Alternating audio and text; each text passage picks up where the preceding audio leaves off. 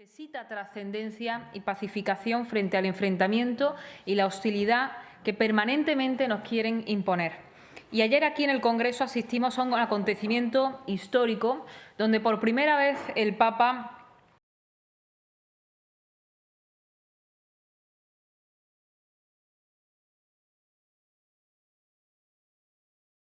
como obispo de Roma y como pastor de la Iglesia Católica, en el que ensalzó la mejor historia de España, aludiendo a nuestra identidad, a nuestro legado jurídico y a personajes históricos que contribuyeron a sellar el nombre de nuestra nación en la historia, como Santa Teresa, San Juan, San Francisco de Vitoria, la Escuela de Salamanca, Cervantes, etcétera, y que pivotó sobre la defensa de la dignidad humana, la vida, el derecho natural y los límites morales del poder en un lugar como este, con todo lo que ello conlleva, en un momento además como el que estamos viviendo. Nosotros esperamos que este viaje sirva para que los españoles salgamos fortalecidos como nación. Tengamos presente que España son también todas esas familias y esos jóvenes sencillos que se han echado a las calles con un absoluto respeto, recogimiento y alegría de poder reivindicar su identidad, sus raíces cristianas y de poder compartir todo lo que nos une. Lo único que lamentamos es que esta visita se haya producido en un triste y grave contexto de crisis institucional, de escándalos y de investigaciones judiciales gravísimas al entorno del Gobierno y en medio de la pretensión de este mismo Gobierno de seguir enfrentando a los españoles mientras se cierne sobre él la sombra de la peor corrupción que todavía está por descubrir. Nos hubiera gustado que esta visita se produjera en otras circunstancias, pero como digo, esperamos que sirva para que España salga más unida, más fuerte en sus convicciones y nos recuerde a todos, desde la labor que podamos realizar cada uno, lo esencial en nuestro trabajo diario. Y en segundo lugar, uno de los parámetros que ayudan a entender el declive en el que vive España es la ausencia de un sistema educativo de calidad. Entre los diversos problemas que sufre la enseñanza está la falta de medios especializados para atender adecuadamente a los estudiantes con necesidades especiales. En apenas 5 años el número de estudiantes con necesidades especiales ha crecido más de un 75%. Este escenario ha incrementado la complejidad dentro de las aulas y ha generado una presión creciente sobre docentes y centros escolares, especialmente ante la insuficiencia de medios humanos y materiales en la educación para garantizar una atención individualizada. Están siendo habituales las protestas de profesores del sector que alertan de la escasez de especialistas en pedagogía terapéutica, audición, lenguaje y orientación educativa. Nosotros ya advertimos al Gobierno de lo que iba a ocurrir si se atrevía a cometer la aberración de eliminar la educación especial cuando modificó en 2020 la Ley de Educación. Pero como en tantas otras cosas, el Gobierno no hizo caso. Y el resultado está a la vista. Dificultades para las familias a las que les han puesto permanentes obstáculos para acceder a apoyo especializado, falta de coordinación con los centros escolares y falta de medios. Y los grandes perdedores, por supuesto, están siendo todos esos niños que necesitan una educación acorde a sus necesidades especiales. La decisión del Gobierno ha provocado que en muchos casos los padres se vean obligados a complementar de su bolsillo la atención educativa de sus hijos mediante apoyos externos que verdaderamente suponen un elevado coste económico y que en muchas ocasiones hay muchas familias que no se lo pueden permitir. Además, eliminar la educación especial también ha provocado que más del 80% de los alumnos con autismo haya denunciado sufrir situaciones de acoso escolar. Nosotros no podemos dar la espalda a quienes más lo necesitan, ni se puede abandonar a las miles de familias con hijos que tienen necesidades especiales. Y por eso en este Pleno traemos una iniciativa donde exigimos que se garantice la protección jurídica, la financiación y la accesibilidad de las familias a la red de centros de educación especial en todo el territorio español.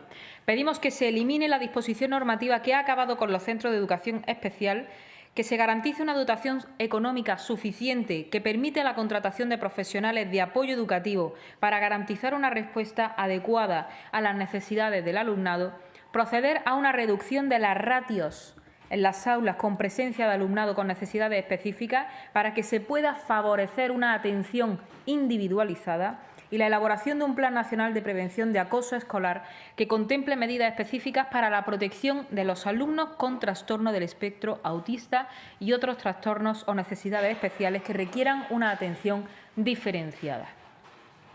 Y en último lugar, y cambiando de tercio, en el día de ayer, y gracias a la denuncia de Vox, un juez ha imputado al vicepresidente de la SEPI por un posible delito de prevaricación administrativa en el rescate de la aerolínea de Air Europa durante la pandemia. La SEPI fue el vehículo administrativo que se utilizó para tramitar y ejecutar la ayuda a la aerolínea y precisamente hoy comparece en esta Cámara su presidenta, la señora Gualda González, a la que preguntaremos por este asunto y por los recientes ceses y nombramientos en Indra. La SEPI, con cerca del 28% del capital de Indra, cuenta con que hasta un 62% de los consejeros de la SEPI nombrados a dedo no tiene experiencia para el cargo. Por otro lado, este martes también comparece en esta Cámara la presidenta del Tribunal de Cuentas. Y esto nos parece muy relevante, en tanto que hace unos días el Tribunal Supremo anuló la sanción de más de 800.000 euros que el Tribunal de Cuentas impuso a Vox y por el que tantas veces nos han preguntado en esta Cámara. Así que nos alegramos de que se haya demostrado que Vox decía la verdad y que el Tribunal de Cuentas impuso a Vox una decisión arbitraria que únicamente corresponde a los intereses políticos de Pedro Sánchez. El Tribunal de Cuentas, que se repartieron el Partido Popular y el PSOE, nos acusó de haber vulnerado la Ley de Financiación de Partidos por los ingresos obtenidos por actividades promocionales entre los años 2018 y 2020, y ahora el Supremo estima nuestro recurso y concluye que la resolución sancionadora carece de base probatoria. Así que nos alegramos de que haya quedado demostrado que Vox decía la verdad y que al final todo consistía en una maniobra política de un gobierno mafioso para tratar de desacreditar a la única alternativa posible que en estos momentos tienen los españoles frente a la banda de Sánchez y sus secuaces. Y sin más, quedo a su disposición para las preguntas que quieran.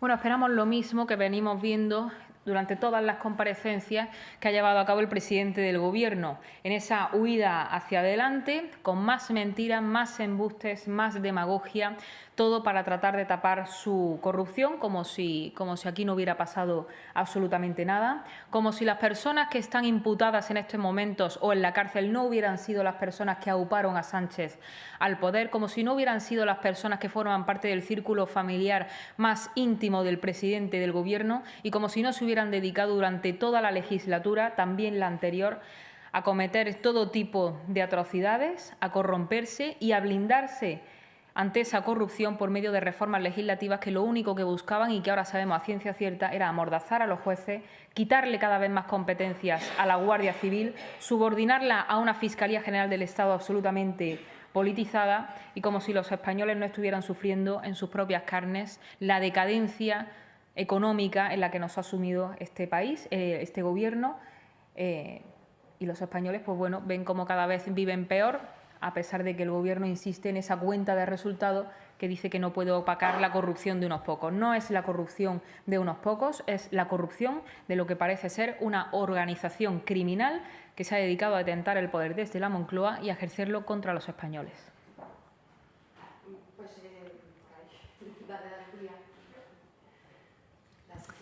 Hola, portavoz, ¿qué tal? El Papa arremetió ayer contra la discriminación a las personas migrantes por razón de nacionalidad, de religión, de raza. Pidió ofrecer vías seguras para su llegada, promover su integración. ¿Ustedes consideran compatible el discurso que da ahora mismo el cabeza de la Iglesia con las políticas que promueve Vox de deportaciones masivas o de imponer la prioridad nacional entendida como poner a los españoles primero? Gracias. Muchas gracias. Bueno, nosotros compartimos el discurso de su santidad, compartimos la defensa del derecho a la vida, desde su nacimiento hasta la muerte natural, la defensa de la dignidad humana, de los principios que deben permanecer inmutables a pesar de las aritméticas parlamentarias, tal y como expuso ayer, de los límites morales al poder. Y la prioridad nacional precisamente va en línea con la dignidad de todas las personas especialmente de los españoles más vulnerables que están sufriendo en estos momentos las consecuencias de las políticas de puertas abiertas como consecuencia de una caridad y un buenismo mal entendido por parte del Gobierno. Nosotros lo que queremos es garantizar la dignidad de todas estas personas, que también tiene que ver con su seguridad, con la posibilidad de que puedan prosperar en su propio país. Ahora mismo hay muchísimos españoles vulnerables que están a la cola de muchísimas ayudas sociales y nosotros consideramos imprescindible que a estas personas pues se las atienda debidamente y se las ponga por delante de todas esas políticas que el Gobierno ha impulsado para destruir nuestras fronteras. A nosotros nos parece que más bien lo que atenta contra la dignidad humana es seguir promocionando el tráfico de personas, seguir promocionando el negocio de todas esas mafias que se aprovechan de las políticas impulsadas por determinado Gobierno. Lo que atenta contra la dignidad de las personas es sumir a los trabajadores de España en una precariedad absoluta por culpa de un mercado de trabajo cada vez más devaluado como consecuencia también de estas políticas y dejar a miles de españoles a la cola en el acceso a una vivienda de protección oficial que debería ser un derecho garantizado para todo el mundo. Así que la contradicción la tiene el Gobierno, que se creía que podía utilizar las palabras para blanquear su política, pero la realidad es bien distinta y lo que piden los españoles también es bien distinto a lo que quiere imponer este Gobierno. ¿Qué tal? Buenos días. Ha quedado visto para sentencia, en primer lugar, el juicio ya de David Sánchez. No sé si nos puede hacer una valoración de lo que hemos visto en los últimos días sobre el caso del hermano de Pedro Sánchez. Y, en segundo lugar, no sé si se ha producido ya algún tipo de contacto por parte del Partido Popular en Andalucía para intentar abrir una negociación y si ustedes piden entrar en el Gobierno de esta comunidad. Gracias. Bueno, empezando por la última pregunta, como todos ustedes saben, hubo un contacto entre nuestro presidente y el señor Moreno Bonilla, pero para nada es el inicio de una negociación formal. Así que más allá de eso no ha habido todavía ningún contacto con nuestro grupo parlamentario en Andalucía para iniciar esas negociaciones e insistimos en que se tienen que dar lo antes posible para poder formar esa alternativa de gobierno que pidieron los andaluces el pasado 17 de mayo. Y en cuanto a si accederemos o no al Gobierno, bueno, como todos ustedes saben y como se ha venido siendo habitual en todas las negociaciones, en las comunidades donde ha habido elecciones, para nosotros lo primordial es abordar las reformas legislativas necesarias, es decir, para nosotros lo primero son las políticas y después pues ya veremos de qué manera se reparten las responsabilidades de gobierno en el futuro Ejecutivo andaluz, pero no es nuestra prioridad. Lo que sí es una prioridad es que el Partido Popular en Andalucía inicie de forma formal esas negociaciones, porque no se entendería que el mismo Gobierno que acusaba o el mismo Partido Popular que acusaba a los demás de bloquear, ahora mismo esté bloqueando la alternativa que han pedido todos los andaluces. Y en cuanto al juicio del hermano del presidente del Gobierno, parece surrealista que estemos hablando de estas cosas, pero bueno, como ustedes saben, nosotros estamos personados en todos los casos que rodean la corrupción de este Gobierno, en este también, y a nosotros no nos cabe ninguna duda de que al hermano del presidente del Gobierno no se le hubiera podido nombrar jefe de la Oficina de las Artes Escénicas si no hubiera tenido la condición de hermano del presidente del Gobierno, con todo lo que ello conlleva. Así que nosotros estamos convencidos de la existencia de los delitos por los cuales se acusan al hermano del presidente del Gobierno y vamos a llegar hasta el final para que asuma sus responsabilidades penales y para que el Gobierno, sin el cual no hubiera sido posible ninguno de los casos de corrupción que estamos conociendo, ni del hermano de Sánchez, ni de los contactos de Leire con la Guardia Civil, ni de la mujer del presidente del Gobierno, ni de esa macrocloaca en la que han convertido al Estado, pues se quede sin respuesta por parte de los tribunales, porque a estas alturas la responsabilidad política se nos queda muy corta. Buenos días, portavoz. Ayer conocíamos que en el momento en el que el presidente del Gobierno, Pedro Sánchez, se reunía con su santidad el Papa y al mismo tiempo que su santidad el Papa pronunciaba un discurso en el Congreso, el Ejecutivo de España mandaba máquinas al Valle de los Caídos, aprovechando que estaba cerrado el lunes, para hacer prospecciones geológicas para ya dar el pistoletazo de salida al proyecto que llaman de resignificación del Valle de los Caídos. ¿Qué valoraciones hacen de todo esto? Gracias. Muchas gracias. Bueno, más bien lo que hicieron literalmente fue mandar camiones allí a un templo católico para abrir una grieta, literalmente. Y esa es la mejor metáfora de lo que pretende este Gobierno sistemáticamente para seguir enfrentando a todos los españoles. Por eso decimos que la gran contradicción es la que tiene el Gobierno. El problema de coherencia lo tiene el Partido Socialista, que mientras ayer estaba aquí la presidenta del Congreso hablando de libertad y de reconciliación y de entendimiento y de diálogo, pues se dedicaban a hacer eso en el Valle de los Caídos. Esa es la gran hipocresía del Gobierno, porque no soportan la idea de que los españoles un día superen la confrontación y la hostilidad en la que nos tiene sumido el Gobierno. Este Gobierno vive del enfrentamiento constante, vive de la hostilidad y vive de tener a los españoles peleados los unos contra los otros por culpa de sus sectarias leyes ideológicas. Eso es lo que no soportan. Pero nosotros estamos aquí para dar una alternativa a todos los españoles, también en cuanto a la convivencia que creemos que tiene que instalarse en España de una vez por todas frente a un Gobierno que vive del enfrentamiento, que vive del insulto y que vive de huir permanentemente al pasado para, pues eso, para seguir sacando rédito político y seguir viviendo del relato. Así que nosotros rechazamos frontalmente la actuación del Gobierno en este sentido y denunciamos la tremenda hipocresía con la que el Gobierno habla de libertad mientras sigue enfrentando a todos los españoles todos los días. Hola, portavoz. Yo quería volver al asunto de la negociación andaluza. El jueves se constituye las Cortes y la mesa de las Cortes. No sé si tienen previsto negociar puestos en la mesa o si ustedes van a reclamar al PP algún puesto. Gracias. Bueno, creo que la mesa se constituye el día 11, así que todavía hay tiempo, pero bueno, la iniciativa tiene también que llevarla el Partido Popular, que es el encargado de formar gobierno y de sacar adelante o de materializar lo que han pedido los andaluces en las urnas. Nosotros todavía, como digo, estamos a la espera de que se produzca algún contacto formal por parte del Partido Popular en Andalucía para formar el Gobierno y también para formar el órgano de gobierno de la mesa. Pero insistimos, aunque los tiempos sean estos y proceda a formar antes la mesa que el propio Gobierno, nuestra prioridad no deja de ser la de hablar de las políticas concretas que se van a aplicar en el Gobierno de Andalucía, más allá de que luego con posterioridad pues veamos en qué medida pues cada partido asume la responsabilidad dentro del Gobierno. Portavoz, buenos días. Quería preguntarle qué le pareció el momento que vivimos ayer con los portavoces de Junts cuando interpelaron al Papa para pedirle que hablase en catalán durante su visita a Barcelona. ¿Qué le ha parecido ese momento y qué le parecería, no sé si cree que debería hablar o no en catalán durante esta visita? Pues nos pareció una falta de educación, una falta de saber estar, una falta de todo por parte de una gente que no sabe dónde está de pie y que tiene la necesidad permanente de llamar la atención.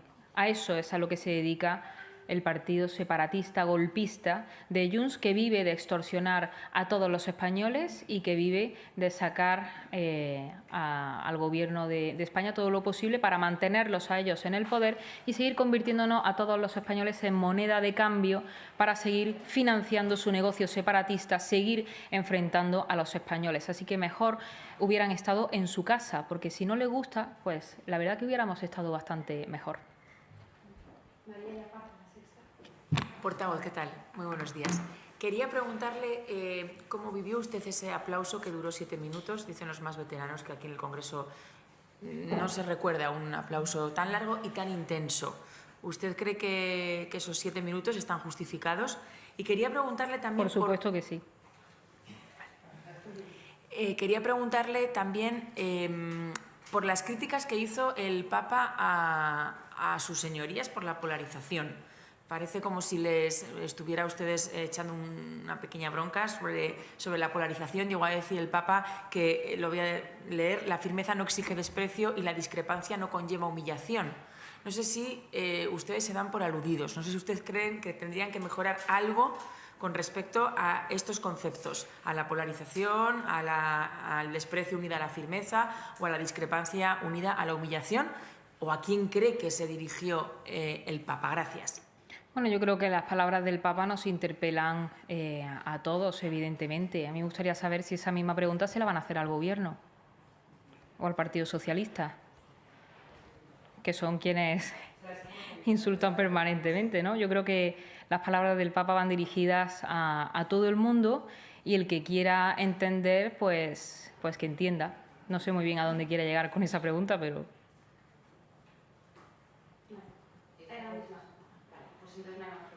Muchísimas gracias.